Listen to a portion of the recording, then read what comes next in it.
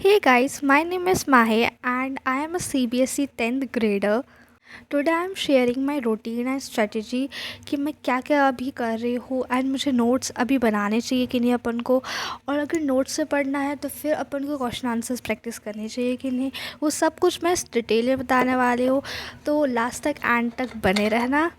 सबसे पहले नंबर तो अपने बगल में ना एक बॉटल रख लेना, क्योंकि जब भी आप पढ़ो ना तो आपका सब स्टडी मटेरियल सामने होना चाहिए।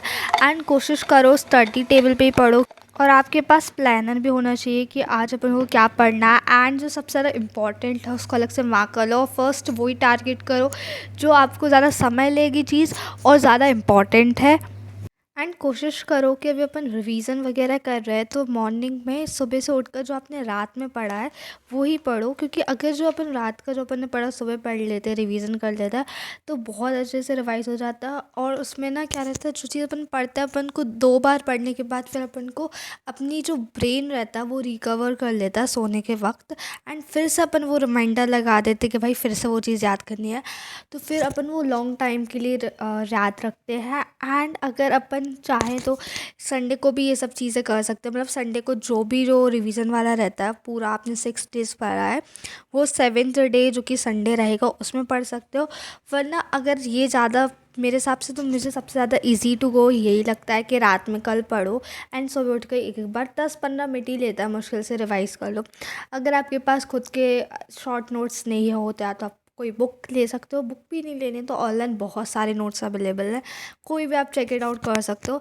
बाय द वे मैं तो कोशिश करती हूँ कि शॉर्ट नोट्स से ही पढूँ जब मैं रिवाइज़ करती हूँ। उसके पहले मैं पूरी डिटेल नोट से पढ़ती हूँ एंड जो भी चीज़ें मुझे लगता है कि हाँ ये टॉपिक मुझे अच्छे से नहीं किया मैंने, तो वो मैं एक बार फिर से अच्छे से डिटेल नोट्स से अच्छे से चेक इट आउट कर लेती हूँ एंड 1-2 बार लिख के देख लेती हूँ, क्योंकि अपन जितनी बार लिखते हैं तो अपने लिए और अच्छे से क्लियर हो जाता है। अब कोशिश करो कि ज़्यादा से ज़्यादा पढ़ सको, माने कि एक जो फर्स्ट स्लॉट होता है, मतलब अब जब पढ़ना स्टार्ट करो तो आप 2 आवर्स का टाइमर लगा सकते हो। मिनिमम एटलीस्ट 1 आवर 30 मिनट्स का होना ही चाहिए फर्स्ट स्लॉट, या तो आप मैक्सिमम 3 आवर्स तक जा सकते हो। 3 आवर्स के बाद आपको ब्रेक लेना ही है एंड वो भी छोटा मोटा 15 मिनट का ब्रेक नहीं है, एटलीस्ट 1 आवर का चाहिए ब्रेक। ज़्यादा से ज़्यादा ब्रेक लेना और ज़्यादा से ज़्यादा पढ़ना है, मतलब कि जैसे अगर आप ज़्यादा पढ़ रहे हो तो आपको थोड़ा ब्रेक भी ज़्यादा होना चाहिए। और अगर आप थोड़ा कम पढ़, मतलब कि आपको स्टार्टिंग से आपकी आदत है कि 30 मिनट्स बाद आपको ब्रेक लेना है, तो आपको ना धीरे धीरे स्टार्ट करना है। पहले थोड़ा 15 मिनट्स बढ़ाना है, फिर धीरे धीरे करके 1 घंटे करना, फिर 2 आवर्स करना है, ऐसे ऐसे करके थोड़ा थोड़ा बढ़ाना है। स्टार्टिंग में थोड़ा पॉसिबल नहीं हो पाएगा क्योंकि अपन स्टार्टिंग में जैसी स्ट्रेटजीज़ के साथ पढ़ रहे थे वही चलता आ रहा था, लेकिन अब अपन को चेंज करना पड़ेगा एंड धीरे करके बढ़ाना पड़ेगा। मेरा भी कोई भी टास्क ख़त्म होता है तो मैं अपने लिए ट्रीट देती हूँ, कुछ ना कुछ लगा लेती हूँ सीरीज़ वगैरह एंड वो देख लेती हूँ। एंड मैं एक दिन में एटलीस्ट 2 सब्जेक्ट्स पढ़ती हूँ। जैसे मॉर्निंग में अगर मैंने रिवीजन किया है एंड आफ्टरनून में मैंने थोड़ा बहुत कुछ एक्स्ट्रा पढ़ा, साइंस वगैरह एसएसटी पढ़ लिया, तो रात में मैं मैथ्स पढ़ती हूँ। एंड मैं कोशिश करती हूँ कि मैथ्स डेली ही सॉल्व करें, क्योंकि मैथ्स में जितनी प्रैक्टिस करें ना उतना इम्पॉर्टेंट रहता है। एंड प्रैक्टिस जैसे जैसे बढ़ती जाएगी अपनी कैलकुलेशन और सब चीज़ें बढ़ती जाएगी और अपने लिए बहुत ज़्यादा ईजी हो जाएगा करना। आज मैंने ना सुबह रिवीज़न किया था मेटल्स का और उसके बाद फिर मैंने एक बार रिवीज़न कर लिया था इकोनॉमिक्स का एक चैप्टर जो मुझे करना था बहुत दिनों से। मैंने दोनों का रिवीज़न किया एंड प्रॉपर्ली मैंने एनवायरनमेंट का स्टार्टिंग से पढ़ा, क्योंकि मैंने सिर्फ एक ही बार पढ़ा था और जो भी चैप्टर्स मैंने एक ही बार पढ़े थे तो मैं भूल जाती हूँ, क्योंकि मेरी शॉर्ट टाइम की मेमोरी तक ही वो रहता है, मतलब शॉर्ट टाइम्स के लिए रहता है सिर्फ मेमोरी में एंड वो जल्दी चला जाता। तो इसलिए मुझे 2-3 बार रिवाइज़ करना पड़ता है। एंड मैं इसके बाद रिवाइज़ करने के बाद फिर मैंने ब्रेक लिया था तो मैंने सीरीज़ देखी थी और उसके बाद फिर मैं फिर से लग गई मैथ्स करने में एंड मैंने कुछ क्वेश्चंस इंपॉर्टेंट किए थे। मैंने कुछ सर्कल्स के यूट्यूब पे इंपॉर्टेंट क्वेश्चंस डाले थे, वो करे, क्योंकि देखो सब लगभग जो सर्कल्स चैप्टर है ना मैंने उसकी एनसीईआरटी कर ली थी और 5-6 क्वेश्चन आरडी की कर लिए थे। मैंने ज़्यादा आरडी नहीं देखी थी उसमें, क्योंकि मेरा फिर पेपर आने वाला था, मतलब कि मेरे 2 से 3 दिन में पेपर था मैथ्स का प्री बोर्ड, इसलिए मैंने सोचा जल्दी फटाफट से थोड़ा बहुत रिवाइज़ कर लेते हैं, क्योंकि मुझे सब चैप्टर्स के लिए इक्वली टाइम देना था और अभी मुझे और भी चैप्टर जो पेंडिंग थे वो भी करना था, इसलिए मैं मैथ्स भी करती जा रही हूँ। मैथ्स के लिए थोड़ा ज़्यादा टाइम दे रही हूँ। मैंने सर्कल्स के साथ स्टैटिस्टिक्स के भी कुछ क्वेश्चन करे थे, मैथ्स के साथ और भी सारे पेपर्स हैं तो हमें सबके ऊपर फोकस करना पड़ेगा। और मैं बीच बीच में कुछ भी ब्रेक वगैरह लेती रहती हूँ, ड्राई फ्रूट्स वगैरह खाती रहती हूँ एंड उसके बाद मैंने थोड़ा सा और ब्रेक लेने के लिए मैंने सोचा कि एडिटिंग कर लेते हैं। तो मैंने ये वाली वीडियो ऑलरेडी अपलोड कर दी है, तो अगर आपने चेक इट आउट नहीं किया तो फटाफट से जाकर देख लो।